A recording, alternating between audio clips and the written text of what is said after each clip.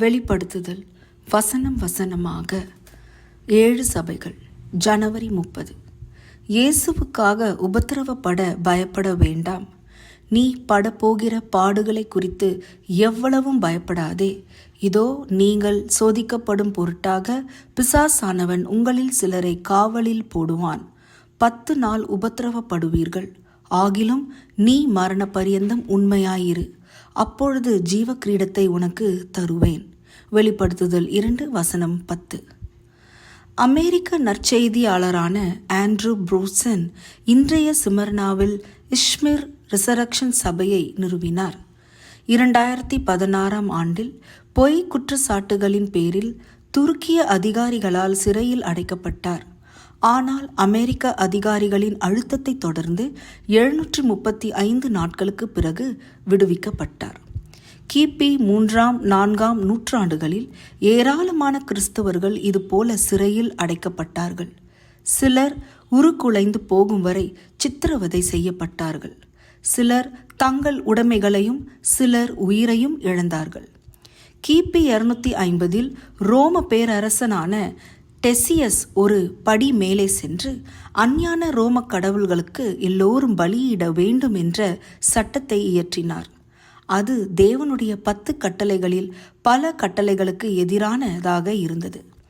அது பொற்சிலையை வணங்கும்படி நேபுகாத்நேசார் இயற்றிய கட்டளைக்கும் தானியேல் 3, யாரும் வேறு தேவர்களிடம் ஜெபிக்க கூடாதென மேதிய பெர்ஷிய ஆளுநர்கள் இயற்றிய கட்டளைக்கும் தானியேல் 6 ஒப்பானதாக இருந்தது.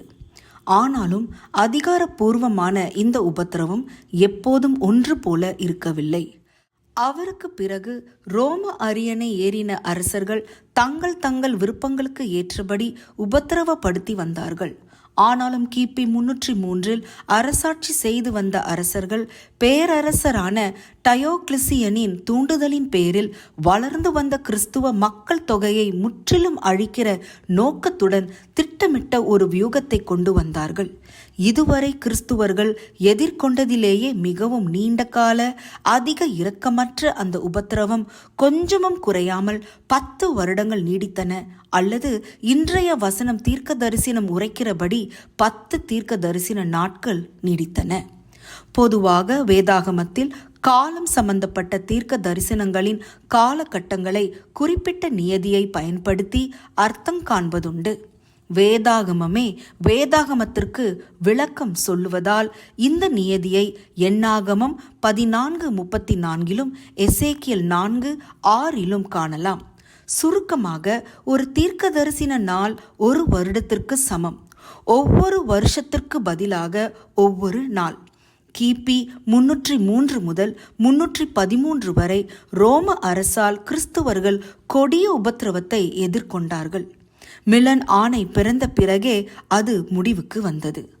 ஆனாலும் உண்மையாயிரு என்கிற இரட்சகரின் வாக்குறுதிக்கு இந்த ஆதிகால விசுவாசிகள் செவி கொடுத்தார்கள். கொடிய மரணத்தின் மத்தியிலும் அவர்களது விசுவாசம் நிலைத்திருந்தது. சிறு குழுவாக இருந்த அந்த விசுவாசிகள் உலகின் மாபெரும் மார்க்கமாக வளர உதவியது. பிதாவாகிய தேவனே, எங்களுக்கு நீர் நித்திய ஜீவனின் கிரீடத்தை வைத்திருப்பதை சந்தேகிக்காமல் நம்பி மரண பரியந்தம் விசுவாசத்தில் நிலைத்திருக்க உதவி செய்யும். அதிக ஆராய்ச்சிக்கு மத்தேயு 10:22, மத்தேயு 24:9-11 வசனங்கள், யாக்கோபு 1:12. ஆமேன்.